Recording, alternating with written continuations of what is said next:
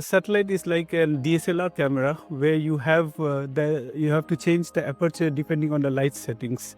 And in a real satellite, you don't have all these fancy mechanisms. So we have to do this post correction later on with reference measurements.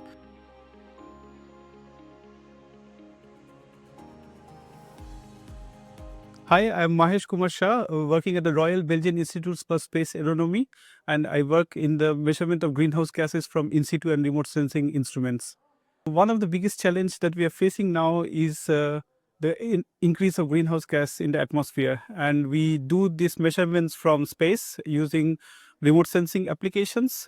Satellite gives us a global picture on a daily basis, and we can look where the greenhouse gases are and how they are increasing by making a statistics out of it. The challenge that we face is these measurements are from quite a high distance, so 800 kilometers typically, and so there are uncertainties associated to it, which are dependent on a lot of other parameters on which the analysis is dependent, like the surface albedo, how the ground is reflecting back the aerosol, how the light is scattered in the atmosphere, the humidity, the interference of that, the a priori information that you put in, and a lot of other similar parameters. So we need to address all these parameters, and we need to cover the reference measurements. So that's where the ground-based surface measurements come in play.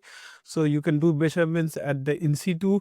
So really looking at the air mass where you are standing, or you can also do a total column measurements, which is the integration of the gas from the surface up to the top of the atmosphere. Our goal now is to cover this space, both in terms of traditional instruments like the total carbon column observing network or the network for the detection of atmospheric composition change, infrared working group of that, and to complement it with a low portable instrument. It's also a Fourier-transform spectrometer, part of the collaborative carbon column observing network.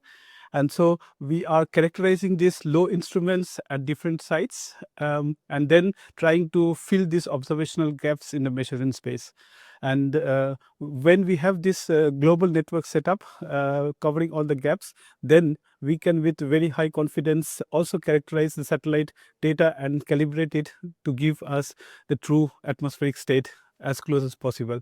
And this will help us in better identification of the biases and the better identification of the uncertainties, which in turn will help users to look at the emission estimates that are derived from the satellite in the future. Because in the end, what we want is to find the emission out of the source region. So you are looking at the global emission and you are looking at regional emissions. And there the G3W, which is now set up by WMO, will play a big role, where we want to fill the measurement space on 100 by 100 kilometer, so that your inverse algorithm is able to produce such high resolution emission estimates.